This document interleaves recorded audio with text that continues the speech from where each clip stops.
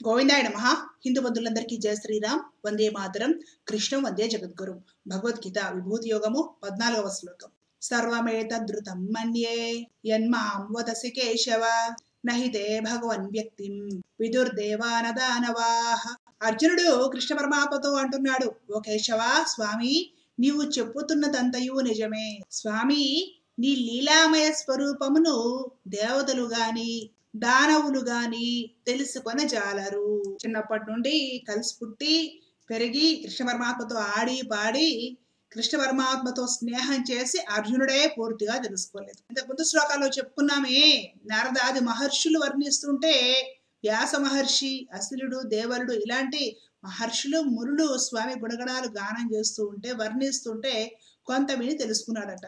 స్వామి సన్నిధానంలో ఉండి స్వామిని చూస్తూ స్వామితో కలిసి స్నేహం చేస్తూ పెరిగాడు. అయినా అర్జునుడు ఇంకా పూర్తిగా అర్థం కాదు. ఇప్పుడేమవుతుంది? కురుక్షేత్ర సంగ్రామం ఆరంభంలో స్వామి స్వయంగా గీతను ఉపదేశిస్తున్నాడు అర్జునుడికి. అర్జునుడు అంటున్నాడు కదా, స్వామి నీవు చెప్పేదంతా నిజమే, నాకింత పూర్వము ఋషులు మహర్షులు కూడా చెప్పి ఉన్నారు. ఇప్పుడు నాకు అర్థమవుతుంది ఏమిటంటే, నీ లీలామయ స్వరూపం ఏదైతే ఉంటుందో దానిని దేవతలు గాని దానవులు గాని ఎవ్వరూ అర్థం చేసుకోలేరు, ఎవ్వరూ తెలుసుకోలేరు.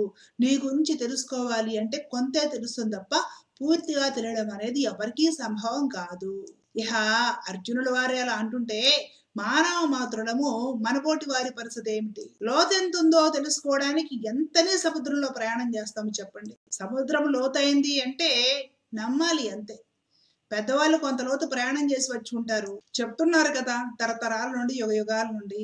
మనం దాన్ని త్రికరణ శుద్ధిగా నమ్మితే సరిపోతుంది. లేదు నేను తెలుసుకోవాల్సిందే, సముద్రంలో దూకితే ఎంత లోతుకుని పెడతాము, ఏం జరుగుతుంది? మానవ మాత్రులు మనము, ఇది కలికాలము.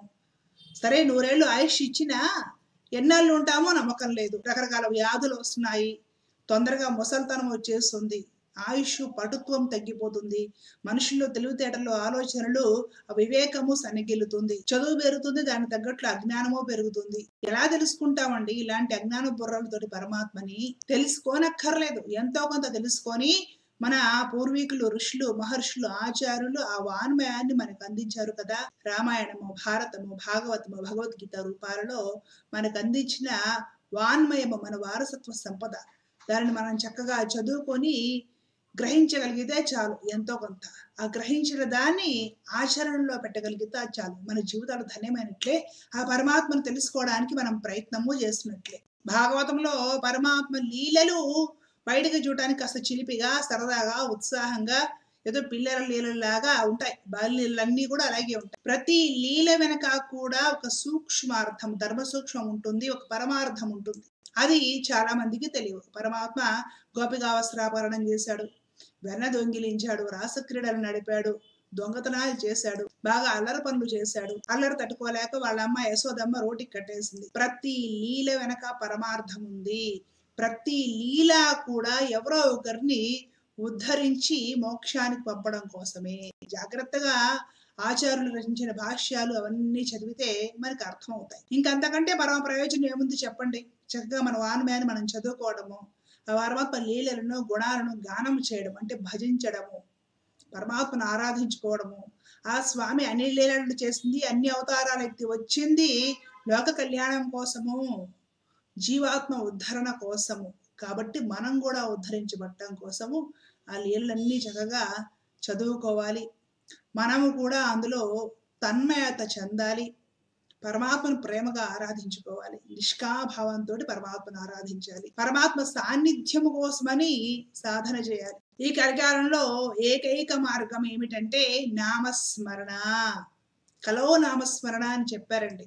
షోడశోపచారాలతో పూజ అంటాము. షోడశోపచారాలు కరెక్ట్గా శాస్త్రోక్తంగా చేయగలుగుతున్నామా? ఏదో మనం యథాశక్తి చేసుకోగలుగుతున్నాము. పంచోపచారాలతో కూడా కరెక్ట్గా కల్తీ లేకుండా చేయగలుగుతున్నామంటే మనం పెట్టే దీపం దగ్గర నుండి మనం వెలిగించే ధూపం దగ్గర నుండి అన్నీ కల్తీయే, అంతా కల్తీయే. మరి కల్తీ లేని ఏమిటి సమర్పించాలి పరమాత్మ కంటే? మన మనస్సు సమర్పించాలి. ప్రతిరోజు సమర్పించాల్సిన ప్రసాదం ఏంటండి? తేలిగ్గా బెల్లం ముక్క పెట్టాలా, అటుకులు పెట్టాలా, పంచదార పెట్టాలా, పండు పెట్టాలా? సరే ఆ సమయానికి ఏది ఉంటే అది పెట్టు, ఇబ్బంది ఏం లేదు. ఏం పెట్టా స్వామికి చూపించేసేసి గంట కొట్టి అది మనమే తింటాము. కానీ పరమాత్మ ప్రసాదంగా నీ మనస్సు ఇవ్వు, నీ మనస్సులో ఒక పుష్పం చేసి సమర్పించు. స్వామికి ఆరగింపుగా నీ హృదయాన్ని అర్పించు. స్వామి నా హృదయం ఉంది, నిష్కల్మషమైంది నిన్ను కోరుకుంటుంది. నీ సాన్నిధ్యాన్ని అనుభవించాలని కోరుకుంటుంది. నిన్ను ప్రేమిస్తుంది. నీ వైపుకి ఆకర్షించబడుతుంది. ఏమిటి స్వామి వైపుకి ఆకర్షించబడేది అంటే మన మనస్సు, మన చిత్తం, మన హృదయము స్వామి వైపుకి ఆకర్షించబడుతుంది. కాబట్టి అది నిర్మలమైనదనే కదా. అలాంటి నిర్మలమైన చిత్తాన్ని, ఆ మనస్సుని తీసుకెళ్లి స్వామికి ప్రసాదముగా అర్పించు. ప్రతినిత్యము పూజలో స్వామికి అర్పించాల్సిన ప్రసాదం అది. స్వామి నీ గురించి దేవతలకి, దానవులకి అంటే రాక్షసుడికి అలాంటి వాళ్ళకు కూడా ఏమీ తెలియదు అని అర్జునుడు చెప్తున్నాడంటే మనకి ఏం తెలుస్తుందండి? ప్రేమించడం తప్ప. కాబట్టి స్వామిని నిస్వార్థముగా కోరికలు అడగకుండా, స్వామి నీవంటే నాకు ఇష్టమయ్యా, నిన్నెప్పుడు నేను తలుచుకుంటూ ఉంటాను, నేను తలుచుకున్నప్పుడు నాకు చాలా ఆనందం కలుగుతుంది స్వామి, ఈ విధమైన భావంతో నిరంతరము మనస్సు హరికి అర్పించి నామస్మరణ చేస్తూ ఈ కలికాలంలో తేలిగ్గా సంసారం ధరించగలుగుతాం. ఇంతకంటే తేలికైన ఉపాయము లేనే లేదండి. కాబట్టి ఏ పని చేస్తున్నా సర్వకాల సర్వావస్థల్లో కూడా భగవన్ నామస్మరణ ఎప్పుడూ చేస్తూ ఉండాలి. లోకా సమస్త సుఖినో భవంతు. జై శ్రీరామ్, జై భారత్, జై హింద్. కృష్ణ అర్పణం.